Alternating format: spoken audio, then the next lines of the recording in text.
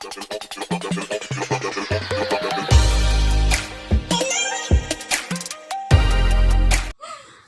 hi guys!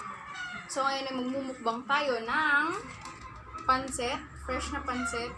Ay, tsaka yung baboy na may langka. Tsaka di mawawala ang ating kape.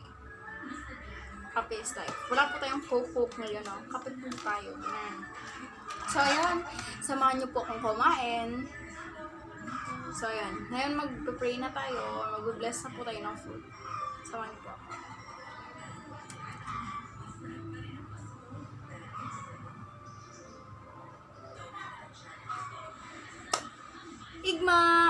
Igma means tanghalian, ganon.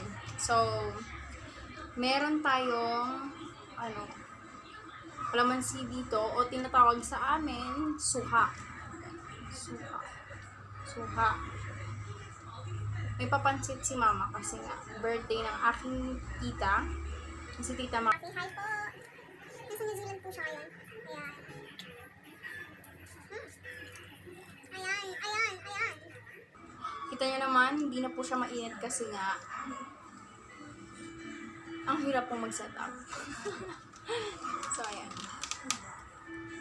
Kain na tayo.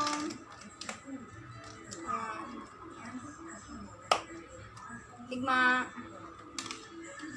Kainin na po natin ito. Unang subo. Pansit mo na. Ayan. Unang subo.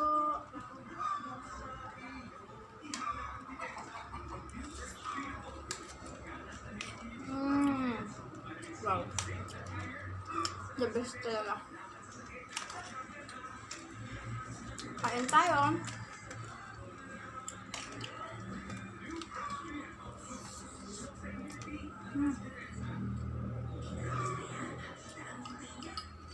Napaghugas po tayo ng kamay. Wait lang. Kape muna tayo kasi hindi ako nakapagkape kaninang umaga. Wow, hindi na siya ulit mainit. Set up pa more. Langka tayo.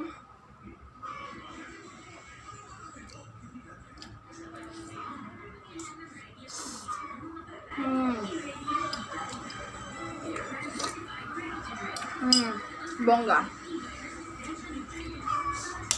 Magkakamay tayo dito sa pansit.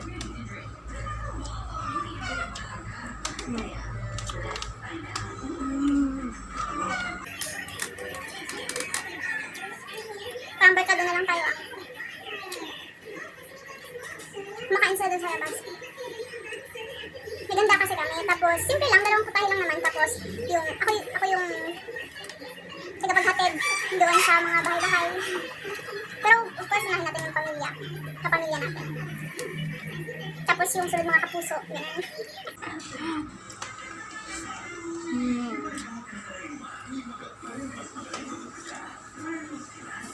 Unahin natin mga relatives natin. Ganun.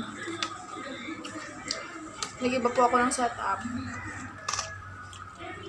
Kasi nga tumutulo dyan. Eh yung hinihigaan ko nababasa. Sabi ko, sige, palit ko na lang. Kaya ayun. Okay na siya.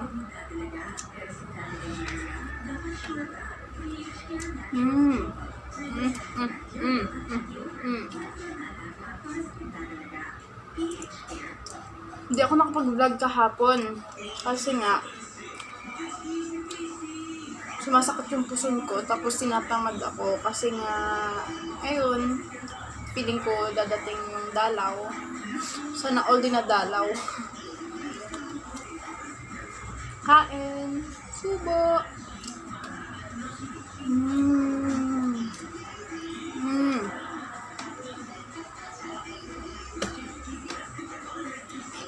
Sabaw tayo.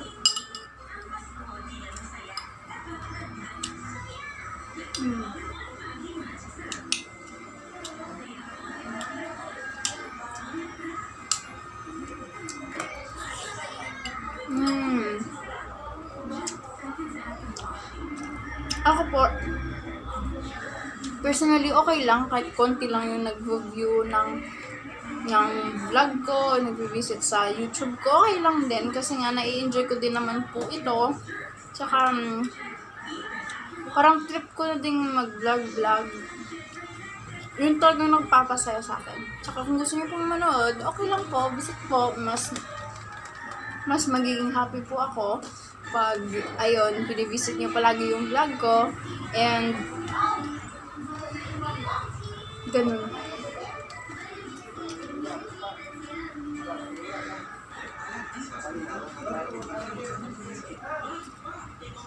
Dumating na po yung bata namin. Siguro. Pumunta kasi siya sa sila ni Lola sa bahay ng pinsan ko sa kabilang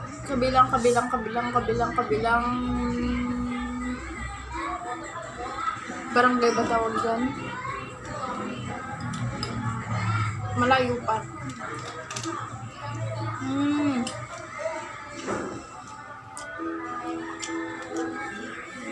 Nag-ako pa sila ng motorbike ng tito ko din naman.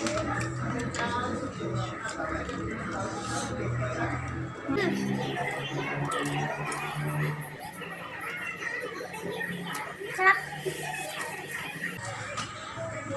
Ganito, napapalit-palit tayo yung pwesto. Parang nasa lang.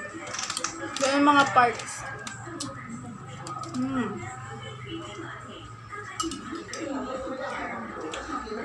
Ang sarap.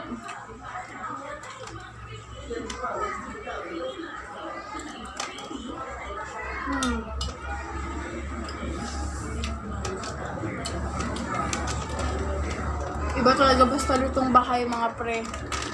Mga kaanghet. Food is life. But food in the home, made from home, made by mama is life.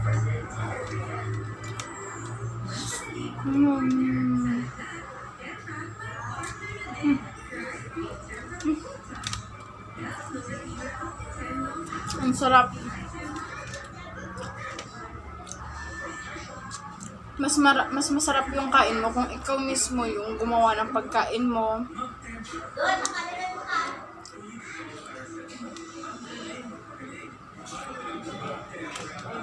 Nandiyan na nga sila.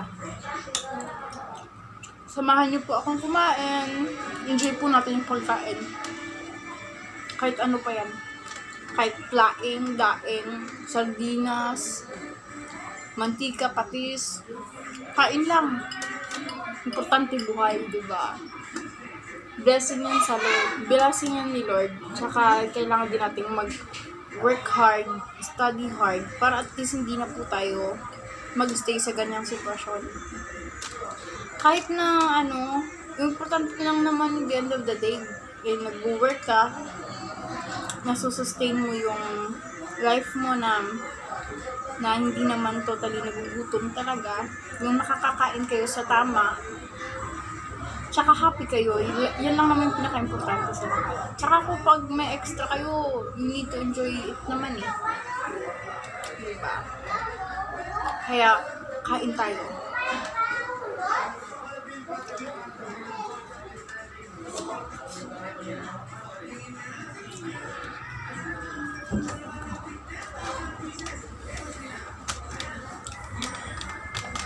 So, hi guys, I'm back. Pumasok kasi yung mga bata.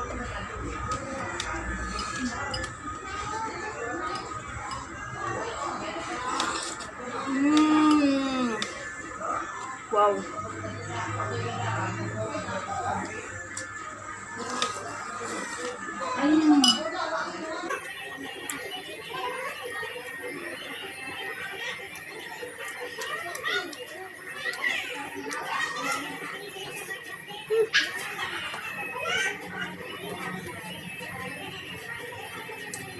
Sup, men?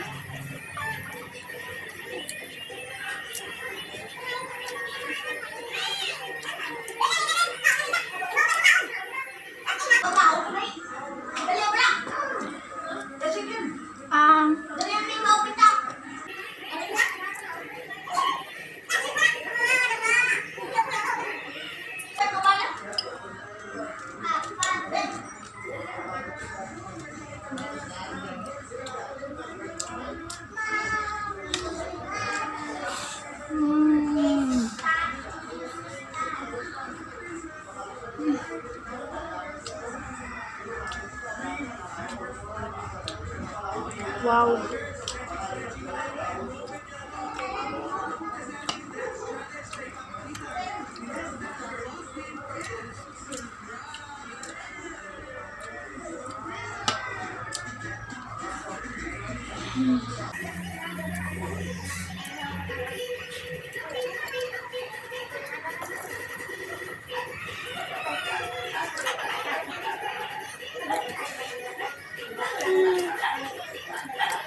Kukunti na lang.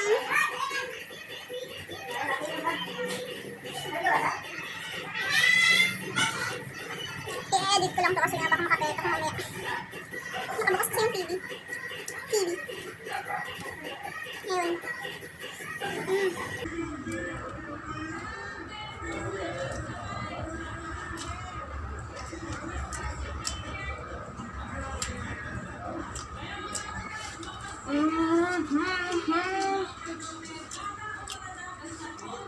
Namiss ko din yung sa school.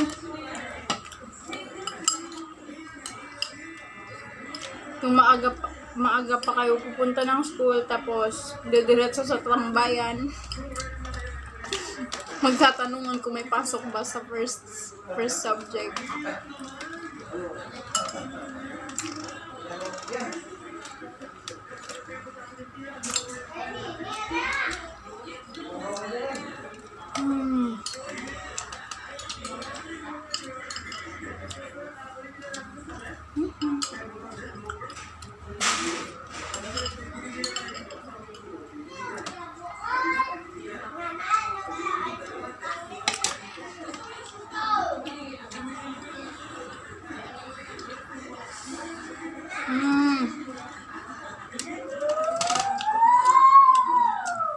Ang sarap ng asim niya.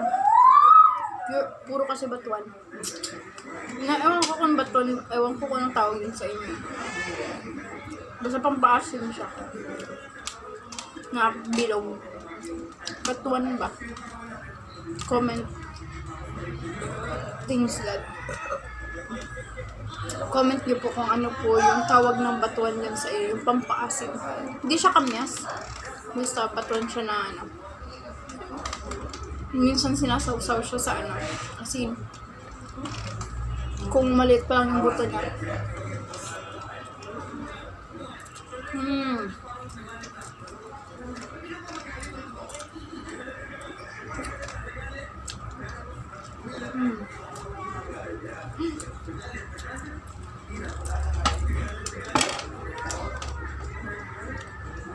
Pinakahuli sa lahat yung jiggle siya.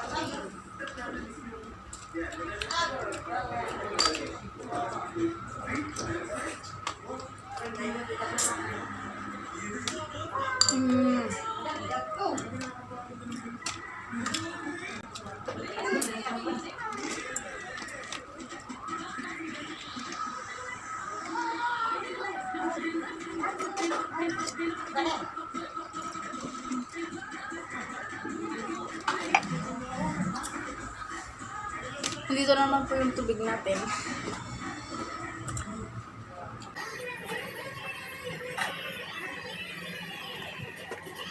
Wow!